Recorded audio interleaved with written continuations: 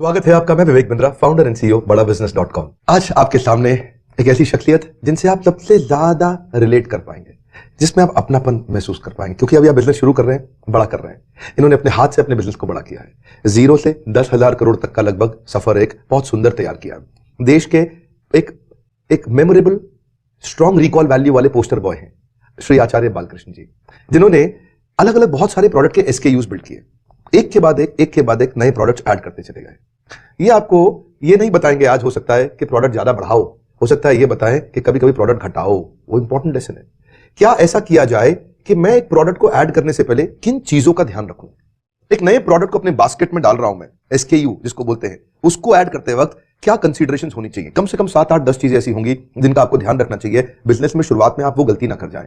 आचार्य बालकृष्ण अपने detailed experience के साथ, जिन्होंने खुद करके दिखाया है, वो आज आपको सिखाएंगे कि बिजनेस को बड़ा करते वक्त, देखिए बिजनेस आप कैसे बड़ा करते हैं। या तो आप ज्योग्राफी एक्सपैंड कर देंगे, या आप ज्यादा प्रोडक्ट ले आएंगे, या आप मार्केट पेनिट्रेशन कर लेंगे, या मार्केटिंग पर ज्यादा एक्सपेंस कर लेंगे। ये 4-5 तरीके हैं कि बिजनेस को बड़ा करते वक्त, ताकि आपका टर्नओवर बढ़े।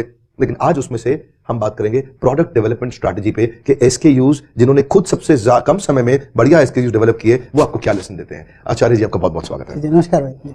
आज आप एवरीथिंग अबाउट एंटरप्रेन्योरशिप में हजारों लाखों लोगों से बात कर रहे हैं। प्रोफेसर आचार्य बालकृष्ण, कि जिसने अपने बिजनेस को बिल्ड किया और आज आप लोगों को सिखाएंगे। आचार्य जी, मेरा पहला प्रश्न है आपसे, बिजनेस बड़ा करते वक्त, क्योंकि हमारी कंपनी का नाम है बड़ाबिजनेस.com और यहां आकर के लोग चाहते हैं कि उनका बिजनेस जेन्युइनली बड़ा हो। आपने करके दिखाया है, सबके सामने है, प्रत्यक्ष को प्रमाण की आवश्यकता नहीं है। आपके सामने मेरा आपको पहला प्रश्न है कि प्रोडक्ट ऐड करते वक्त, क्योंकि आपने इतने सारे ऐड किए, लगभग 800 प्रोडक्ट लाइन आपने ऐड कर दिए अलग अलग तरीके से, प्रोडक्ट ऐड करते वक्त किस चीज का विशेष रूप से ध्यान दिया जाना चाहिए। आप जब अपने प्रोडक्ट को जैसे जोड़ते हैं, नया प्रोडक्ट को अपने सिस्टम में जी, जो हमने अनुभव किया है कि हम कभी कभी नए प्रोडक्ट को जोड़ने में जोर देते हैं, पर पुरानों पर फिर कभी कभी, जैसे नया बच्चा पैदा हो गया पर पुरानों पर ध्यान कम गया, कहीं ऐसा ना हो जाए। यानी कि पहले जो प्रोडक्ट आपके पास हैं, उन प्रोडक्ट पर आप फोकस कम ना करें। उसको करते हुए आप प्लान करें। दूसरा, उस प्रोडक्ट को डेवलप करने से पहले कभी कभी आपकी मार्केट की टीम कह सकती है कि मेरे को प्रोडक्ट के फिलर के रूप में कुछ ऐसा सब कैटेगरी चाहिए, दूसरा प्रोडक्ट चाहिए।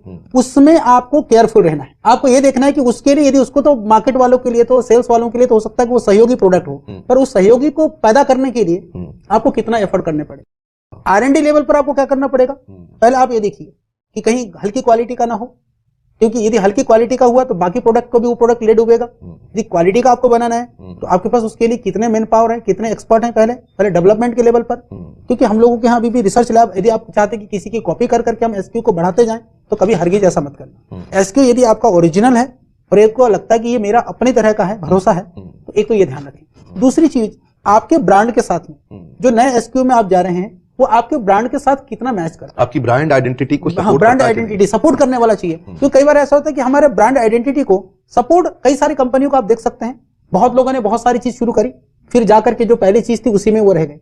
तो ये हमको देखना बहुत जरूरी है। तो ब्रांड आइडेंटिटी के हिसाब से पब्लिक की जो स्वीकार्यता है, क्योंकि प्रोडक्ट आप अपने लिए नहीं बना रहे हो। हम कई बार प्रोडक्ट हम अपने हिसाब से बनाना शुरू करते हैं। प्रोडक्ट बनाते समय हमको पब्लिक के हिसाब से सोचना है।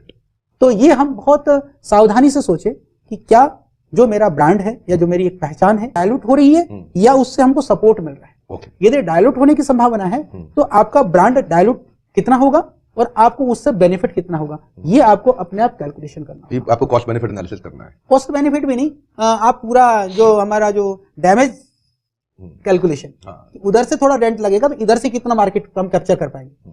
तो कभी ये ना हो कि उधर से भी हमने अपना डायलूट कर दिया, डेंट भी पड़ गया, मार्केट भी नहीं मिली, कहीं ऐसा ना हो। तो इसके लिए जरूरी है उसको देखना।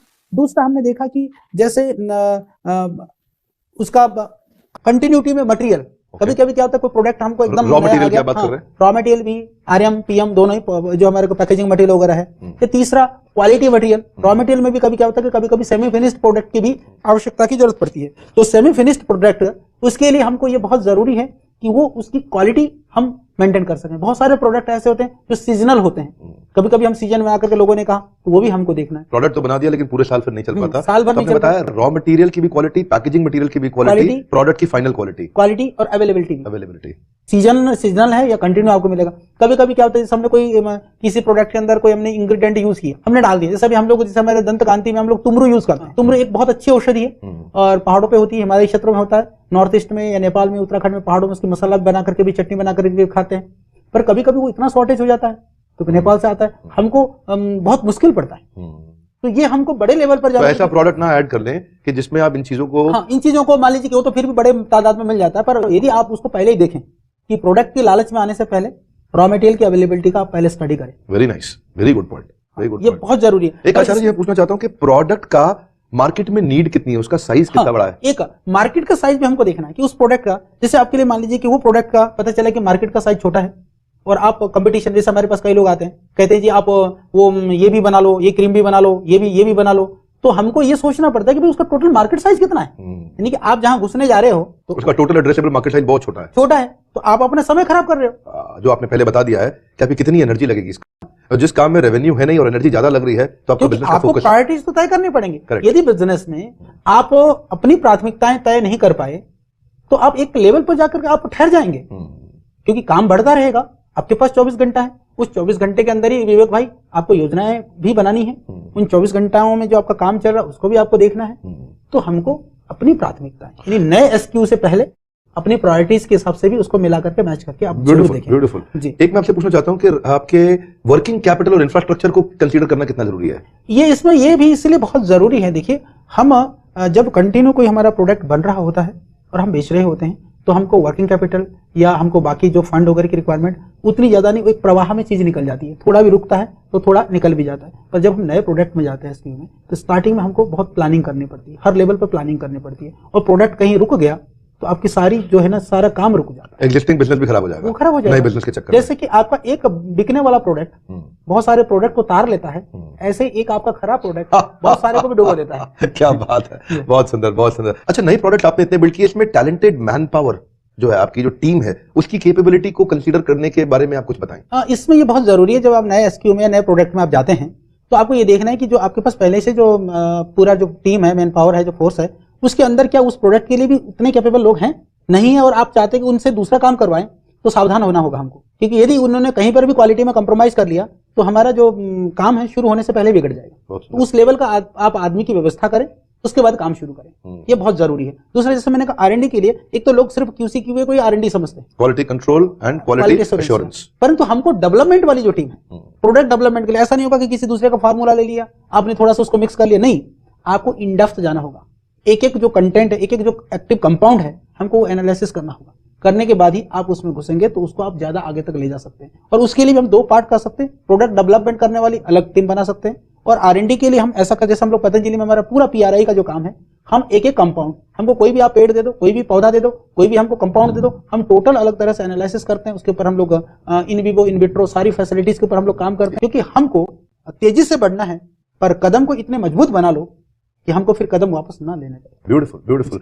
एक आचार्य जी, कंपटीशन और प्रोडक्ट के मार्जिन्स को आप कितना ध्यान रखते हैं? कई बार कैसा भी होता है कि प्रोडक्ट में मार्जिन ही नहीं और अपने प्रोडक्ट ऐड कर दिया और बाद में फिर। इसमें विवेक भाई दो बातें हैं। एक बार जब आपके पास कई सारे प्रोडक्ट होते हैं तो कम मार्जिन पर भी कुछ प्रोडक्ट आपको रखने पड़ते हैं, मार्केट के डिमांड के हिसाब से आपको फिलर के रूप में, पर वो कुछ प्रोडक्ट आप सेलेक्ट करें, पर ये ना हो जाए कि कहीं सब मार्केट फिलर के नाम पर फिलिंग के लिए आप ऐसे ऐसे प्रोडक्ट आप बना दें कि आपका सारा बहुत उसका प्रभाव आपके पूरा प्रॉफिट पर, मार्जिन पर, सेल पर पड़ जाए, तो बहुत गड़बड़ हो जाएगा। इसी तरह से मार्केट साइज, कि आप जिस प्रोडक्ट को बना रहे हैं आपको ये देखना भी होगा कि उसका मार्केट साइज कितना है और आपके ब्रांड के हिसाब से आप कितना जा सकते हैं। यदि आप उसको आपको विचार करना ही होगा, तो ये दो चीजें यदि आप विचार करेंगे तो फिर कोई परेशानी होगी नहीं। यदि हम ये विचार नहीं करेंगे तो निश्चित रूप से आपको परेशानी हो सकती है। बहुत ही अमेजिंग कंटेंट था, मेरे ख्याल है अब तक के सारे वीडियोस में ये मोस्ट वैल्यूएबल वीडियोस के अंदर इसका नाम आएगा। ऐसे कुछ वीडियोस हैं जो मेरे फेवरेट हो जाते हैं, ये उनमें से एक है। आप जब बिजनेस एक्सपैंड कर रहे हैं बहुत कारगर साबित होगा। बातों बातों में लगभग, मैं गिना तो नहीं, लेकिन लगभग 10 के आसपास कंसीडरेशंस आ गई हैं कि क्या क्या चीजों का ध्यान रखना चाहिए